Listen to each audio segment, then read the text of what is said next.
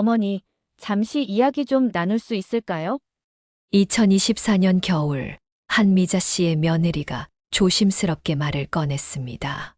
평소 며느리는 말수가 적고 조용한 성격이었기에 이렇게 먼저 이야기를 꺼내는 것이 낯설게 느껴졌습니다.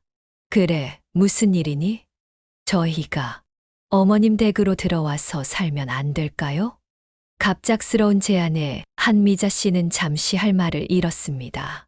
아들 준호는 대기업에 다니고 며느리 수지는 공무원으로 일하며 7살 된 손주 유준이와 함께 강남에서 전세로 살고 있었습니다. 왜 그러는데? 무슨 일 있니? 전세 계약이 이번 달에 만료되는데 전세금이 너무 많이 올랐어요. 지금보다 1억이나 더 올려달라고 하시네요. 며느리의 말에 한미자 씨는 깊은 한숨을 내쉬었습니다. 요즘 부동산 시장이 많이 힘들다는 이야기는 들었지만 이 정도일 줄은 몰랐습니다. 그래서 어머니, 저희가 당분간만이라도 어머님 댁에서 지내면서 돈을 모아볼까 해요. 어머님도 혼자 계시는 게 외로우실 텐데. 한미자 씨는 잠시 생각에 잠겼습니다. 남편과 함께 30년을 살았던 이 아파트는 이제 그녀 혼자만의 공간이 되었습니다.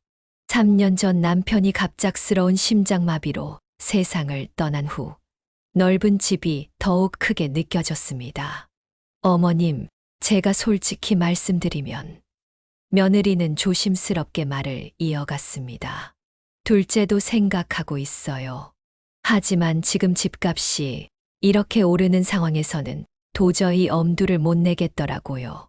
어머님이 허락해 주신다면 저희가 생활비도 절반씩 나누고 제가 집안일도 도와드릴게요. 한미자 씨는 며느리의 제안을 곰곰이 생각해 보았습니다. 사실 그녀도 요즘 들어 외로움을 많이 느끼고 있었습니다. 특히 밤이면 더욱 그랬습니다. TV 소리를 크게 틀어놓아도 집안은 늘 적막했습니다. 그래, 준호는 뭐라고 하니? 남편도 동의했어요. 어제 저녁에 오래 이야기를 나눴거든요. 그때 마침 현관문이 열리며 아들 준호가 들어왔습니다. 평소보다 일찍 퇴근한 듯 했습니다. 엄마, 수진이가 말씀드렸죠. 저희가 잠시만 도움을 받을 수 있을까요? 아들의 눈빛에는 간절함이 묻어 있었습니다. 한미자 씨는 문득 30년 전 이 집을 처음 장만했을 때가 떠올랐습니다. 그때도 시댁의 도움으로 첫 집을 마련할 수 있었죠. 알았어. 같이 살자. 한미자 씨의 대답에 며느리의 눈시울이 붉어졌습니다. 정말 감사합니다, 어머님. 제가 꼭 잘할게요. 그렇게 한미자 씨의 집에는 새로운 식구들이 들어오게 되었습니다. 이사 첫날 손주 유준이는 신이 나서 집 안을 뛰어다녔습니다. 할머니, 이제 매일매일 할머니랑 같이 살 수 있어요? 그래, 우리 유준이가 좋아? 네, 너무 좋아요. 할머니가 해주시는 김치찌개가 제일 맛있거든요. 손주의 천진난만한 웃음소리에 한미자 씨의 마음도 따뜻해졌습니다. 오랜만에 집 안이 활기를 띠는 것 같았습니다. 처음 몇 달은 모든 것이 평화로웠습니다. 아침이면 며느리가 준비한 따뜻한 커피 향이 집 안에 가득했고, 저녁이면 온 가족이 모여 도란도란 이야기를 나누었습니다. 한미자 씨는 출근하는 아들 내외를 배웅하고 유준이를 어린이집에 데려다 주는 일상이 즐거웠습니다. 주말이면 다 같이 장을 보러 가고 가끔은 근교로 드라이브를 다녀오기도 했습니다. 어머님, 이번 주말에는 제가 된장찌개 끓여볼게요. 어머님께서 담가주신 된장으로요. 그래, 수진아. 내가 하고 싶은 대로 해. 하지만 이런 평화로운 날들은 그리 오래 가지 않았습니다. 서서히 아주 조금씩 변화가 찾아오기 시작했습니다. 변화는 아주 사소한 것에서부터 시작되었습니다. 어머님, 오늘은 제가 청소기 돌릴게요. 아니야, 내가 할 수 있어. 어머님도 이제 연세가 있으시잖아요. 제가 하는 게 좋죠. 며느리의 말투에는 미묘한 뉘앙스가 담겨 있었습니다. 연세라는 단어가 한미자 씨의 마음을 불편하게 했습니다. 그녀는 아직 건강했고 집안일을 하는데 전혀 무리가 없었습니다. 수진아, 나는 아직 충분히. 어머님, 저희가 들어와 살게 된 것도 어머님 건강 생각해서잖아요. 이제는 좀 쉬세요. 며느리의 말은 겉으로 보기에는 배려 깊어 보였습니다. 하지만 한미자 씨는 자신의 역할이 조금씩 줄어드는 것을 느꼈습니다. 엄마, 이제 유준이 어린이집은 내가 데려다 줄게. 아니야, 내가. 엄마도 이제 무릎도 안 좋으시잖아요. 계단 오르내리기 힘드시죠? 아들의 말에도 같은 뉘앙스가 담겨 있었습니다. 한미자 씨는 자신이 점점 노인으로 취급받고 있다는 느낌을 지울 수 없었습니다. 그러던 어느 날, 며느리가 조심스럽게 말을 꺼냈습니다. 어머님, 사실 드릴 말씀이 있어요. 무슨 일이니? 저희 엄마가 최근에 많이 우울해하세요. 한미자 씨는 순간 가슴이 철렁 내려앉는 것을 느꼈습니다. 작년에 아버님이 돌아가신 후로 혼자 계시는 게 너무 힘드시대요. 요즘은 밤에 잠도 잘 못 주무신다고.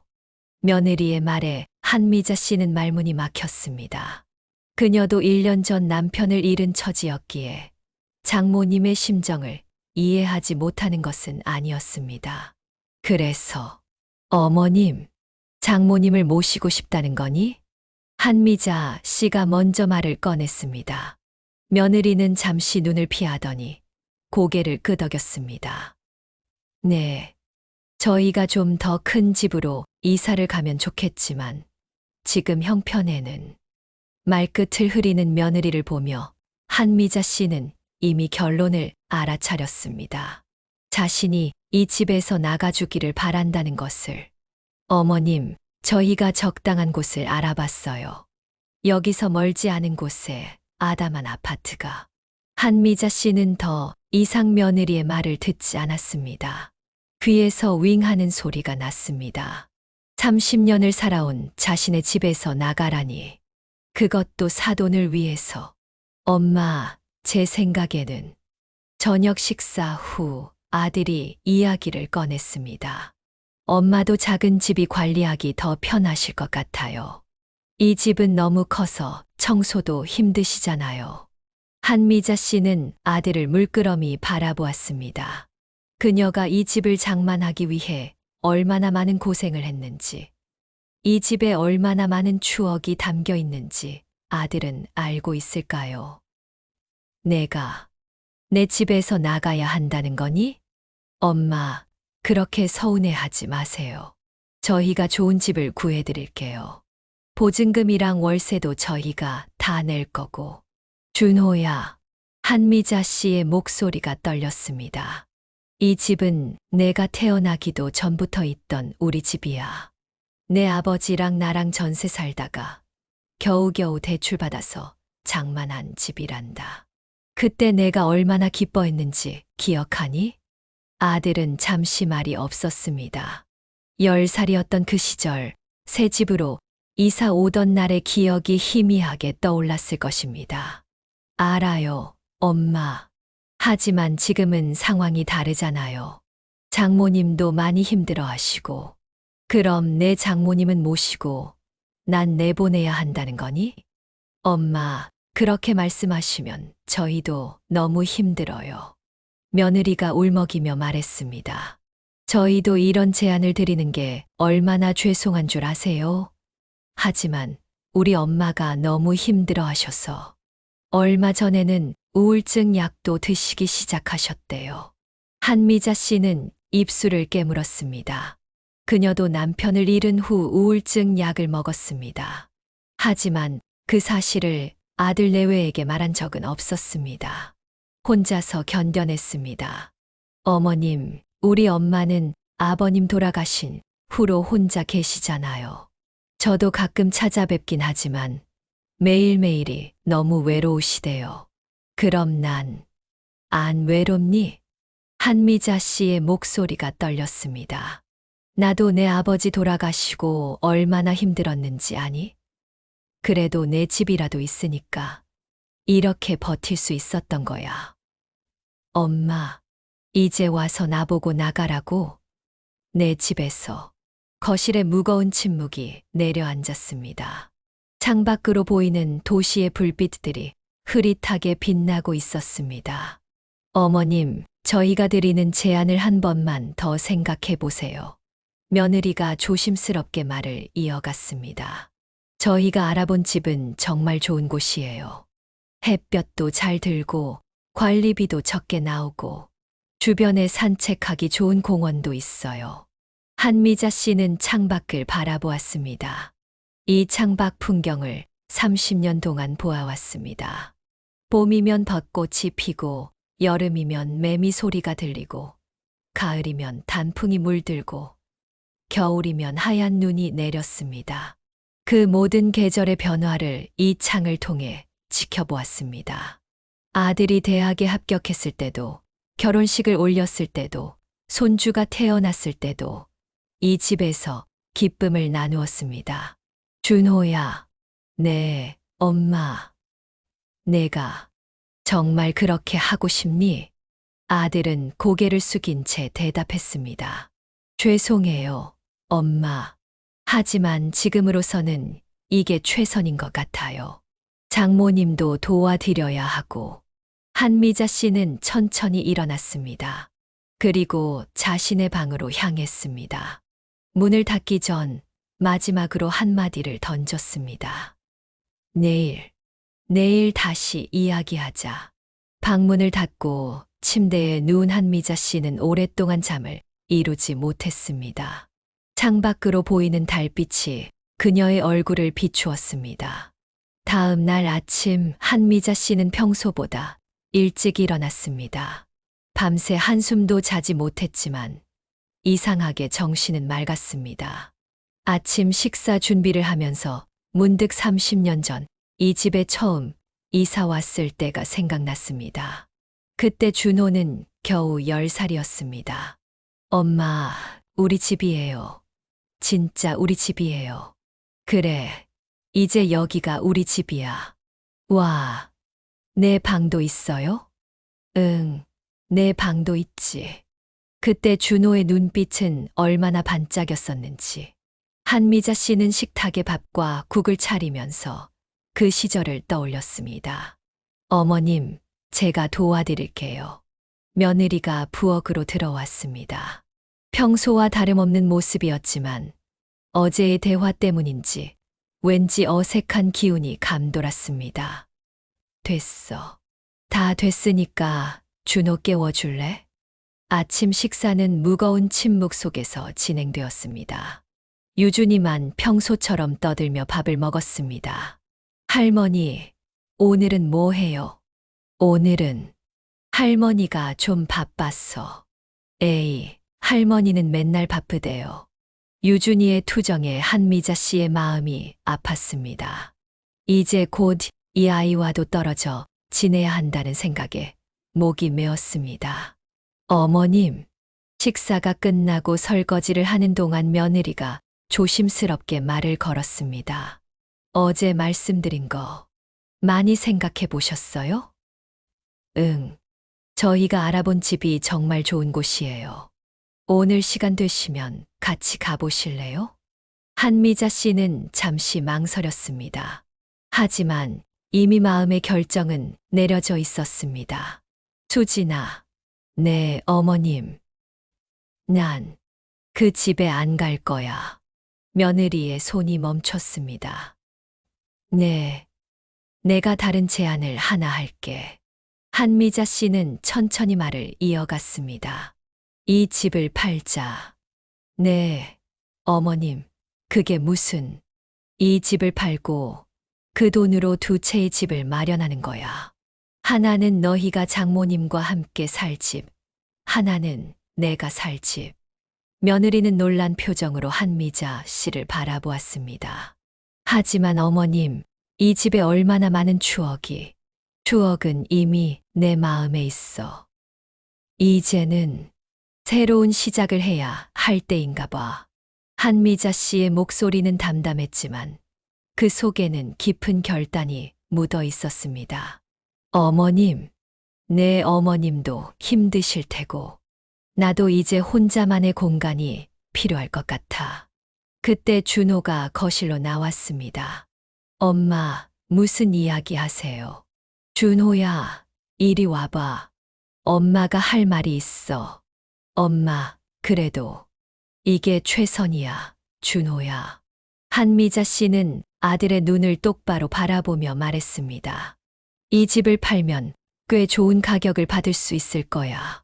그 돈으로 너희가 장모님과 살 집도 마련하고 나도 작은 집을 하나 구할 수 있어. 준호는 망설이는 기색이었습니다.